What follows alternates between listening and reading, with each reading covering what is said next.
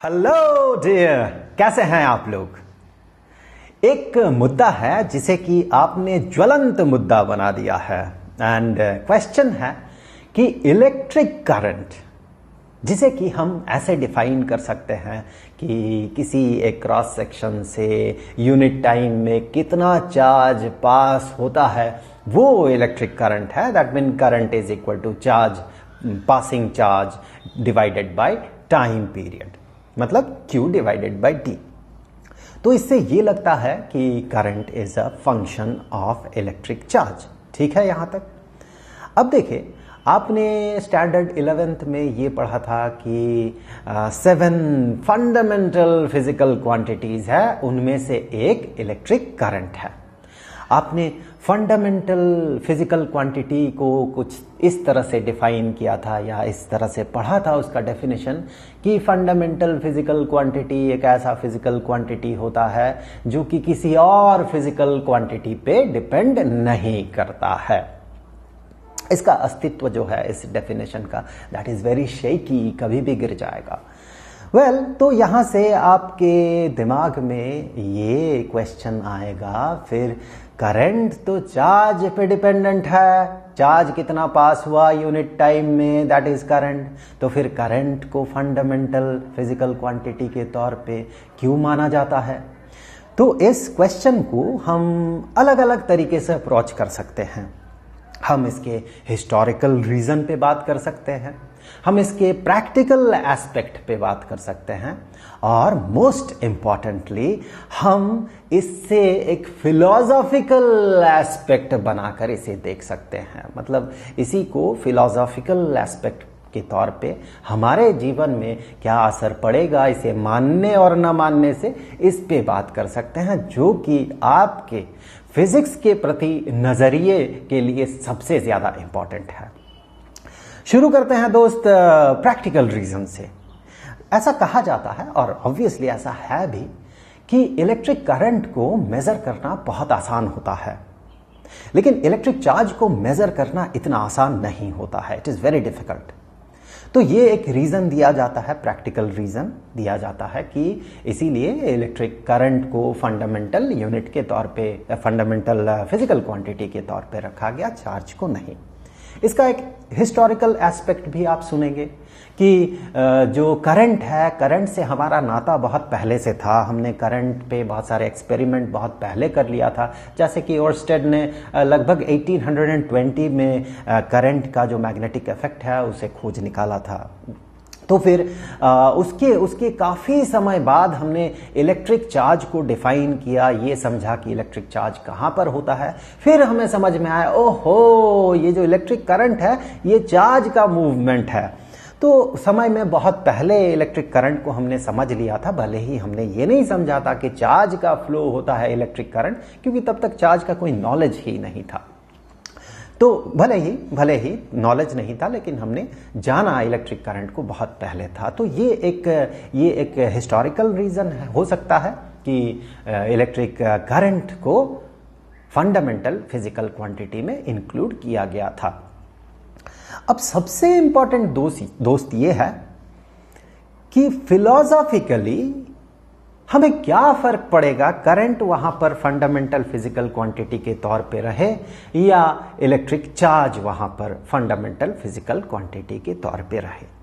आपने पढ़ा है कि physical quantity, fundamental physical quantity वो क्वांटिटी है जो किसी और पे डिपेंड नहीं करता, किसी और फिजिकल क्वांटिटी पे डिपेंड नहीं करता है।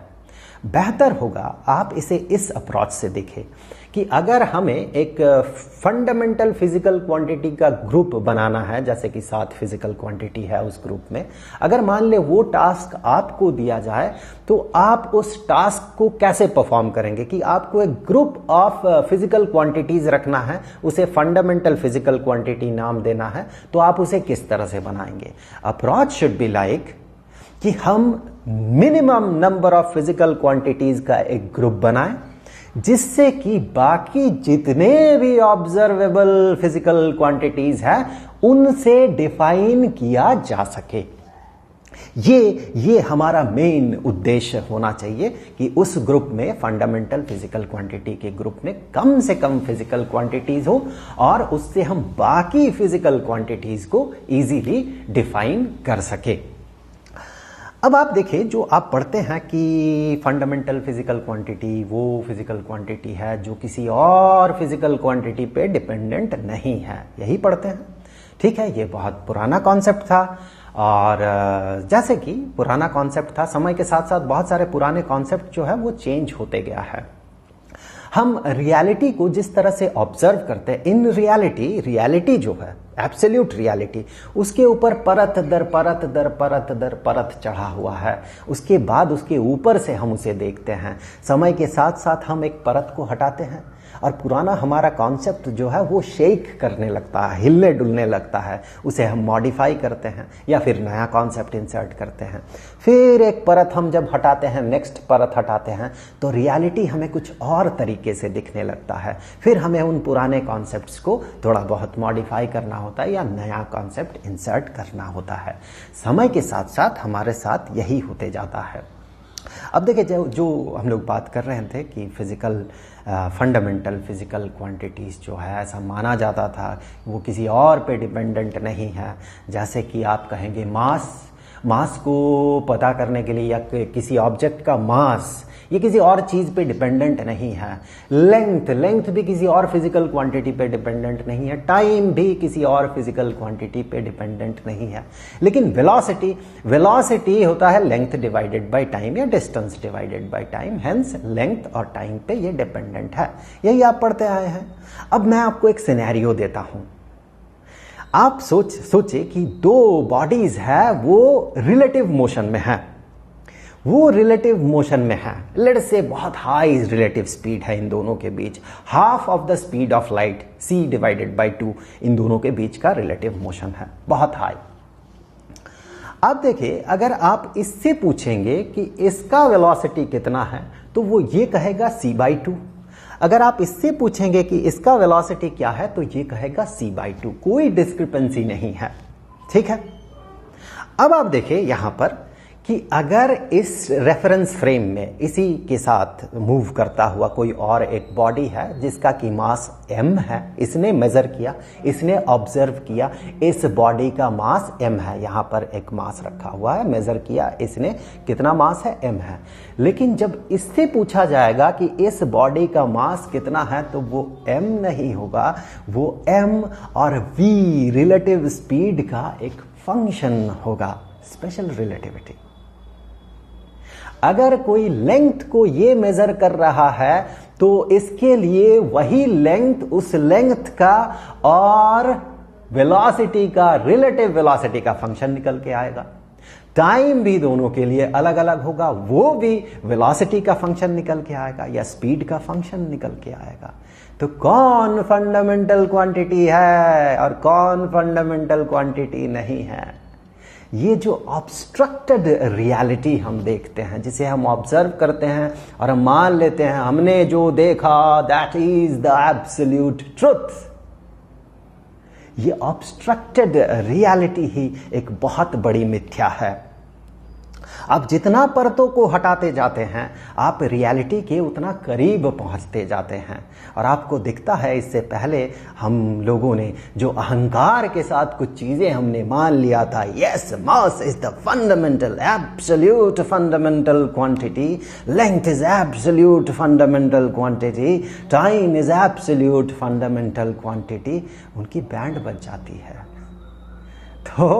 तो इस उधेड़ बुन में न रहे कि वहां पर करंट है या चार्ज है, क्यों है, कैसे है, रहने दीजिए। आपके जीवन में फिजिक्स के प्रति आपका जो ऑब्जर्वेशन है, रियलिटी के प्रति आपका जो नजरिया है, उसे कोई फर्क नहीं पड़ता कि वहां पर चार्ज है या करंट है, कोई भी रहे, क्या फर्क पड़ता है। ऐसे भी मास को भी वहां नहीं रहना चाहिए था, लेंथ को भी नहीं रहना चाहिए था, टाइम को भी नहीं रहना चाहिए था। तो बहुत ज्यादा टेक्निकल जैसे ही आप हो जाएंगे, तो फिर आप फंडामेंटल फिजिकल क्वांटिटी को आपके उस पुराने डेफिनेशन के हिसाब से कि वो किसी और पे डिपेंडेंट नहीं है, उस पुराने डेफिनेशन के हिसाब से आप उसे डिफाइन ही नहीं कर पाएंगे। वो group of fundamental physical quantity आप बना ही नहीं पाएंगे। तो आप इसे इस तरह से सोचें कि हमें एक ग्रुप चाहिए फिजिकल क्वांटिटीज का, जिस ग्रुप में ऐसे फिजिकल क्वांटिटीज हो, minimum number of physical quantities हो, जिससे कि हम बाकी सारे फिजिकल क्वांटिटीज को डिफाइन कर सके। अब वहां पर चार्ज रहे या करंट रहे, क्या फर्क पड़ता है दोस्त? Move on, move on. Okay, जल्द मिलते हैं, तब तक के लिए खुश रहें, गुड बाय।